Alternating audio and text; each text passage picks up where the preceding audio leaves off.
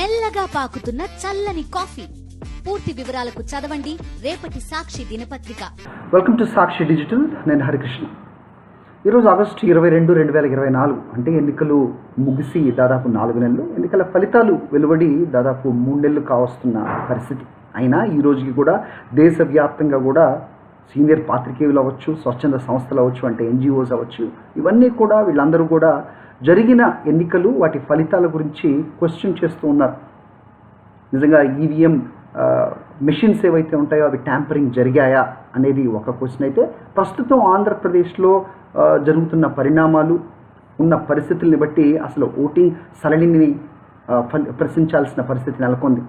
ఇప్పుడు ఈరోజు ఇది ఎందుకు మనం మాట్లాడుతూ ఉన్నామంటే, ఒక కొత్త ఉత్తర్వులు ఏదైతే రాష్ట్ర ఎన్నికల కమిషనర్గా వ్యవహరించిన మీనా ఇచ్చిన ఉత్తర్వులు ఈరోజు బయటపడడం జరిగింది.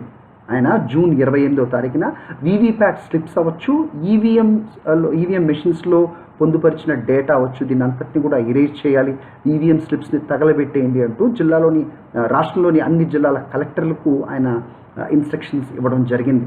దీని వెనక కారణం ఏంటి అనేది ఇప్పుడు వస్తున్న ప్రశ్న.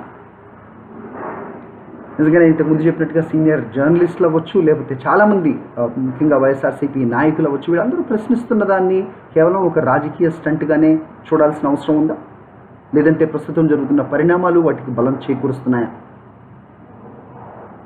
పోలైన ఓట్లకి అలాగే లెక్కించిన ఓట్లకి తేడా ఉంది అంటూ ఈరోజు చాలామంది సాక్ష్యాధారాలతో సహా వాళ్ళకున్న డేటాలతో సహా ఇక్కడ మాట్లాడుతూ ఉండడం, దాదాపు 12.5% మొత్తం పోలైన ఓట్లకి అలాగే లెక్కించిన ఓట్లకి తేడా ఉంది అంటూ, అలాగే కేవలం ఆంధ్రప్రదేశ్లోనే దాదాపు 49 లక్షల ఓట్లు ఎక్కువగా లెక్కించడం జరిగింది అనేది సంఖ్యతో సహా చెబుతున్న క్రమంలో ప్రస్తుతం మీనా వ్యవహరించిన తీరు, ఆయన ఇచ్చిన ఇన్స్ట్రక్షన్స్ వీటికి బలాన్ని చేకూరుస్తున్నాయా లేదా?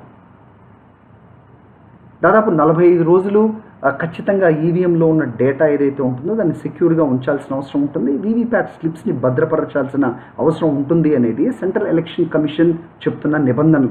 మరి వాటిని తుంగలో దొక్కి జూన్ 4న ఫలితాలు వెలువడితే 28వ తారీఖే మీనా నుంచి ఇలాంటి ఉత్తర్వులు ఎందుకు వెలువడ్డాయి? దీని వెనక రీజన్ ఏంటి? ఈ ప్రశ్నకి ఎవరు సమాధానం చెప్తారు? నిజంగా ఈరోజు వైఎస్ఆర్సీపీ నాయకులు, మాజీ మంత్రులు, లేదంటే స్వచ్ఛంద సంస్థలో పాత్రికేయులు వీళ్ళు అడిగే ప్రశ్నకి సమాధానం వస్తుందా, న్యాయం దొరుకుతుందా అంటే రాదని ఖచ్చితంగా చెప్పొచ్చు. ఎందుకంటే వాళ్ళు ఎలక్షన్ కమిషన్ని ఆశ్రయించినా, కోర్టుకు వెళ్ళినా లెక్కించడానికి ఆ వీవీప్యాట్ స్లిప్స్ లేవు, అలాగే చెక్ చేయడానికి ఈవీఎం మెషిన్స్లో డేటా కూడా లేదు. ఎందుకంటే they have all been razed. అది ఎందుకు చేయవలసి వచ్చింది అనేది మరి రాష్ట్ర ఎన్నికల కమిషనర్గా వ్యవహరించిన మీనా సమాధానం చెప్పాలి. ఆ సమాధానం వస్తుందా?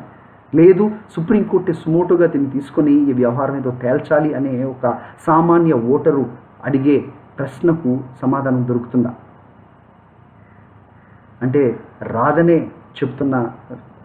రాదనే చెప్పాల్సిన ప్రస్తుత పరిస్థితి మనకు కనిపిస్తోంది.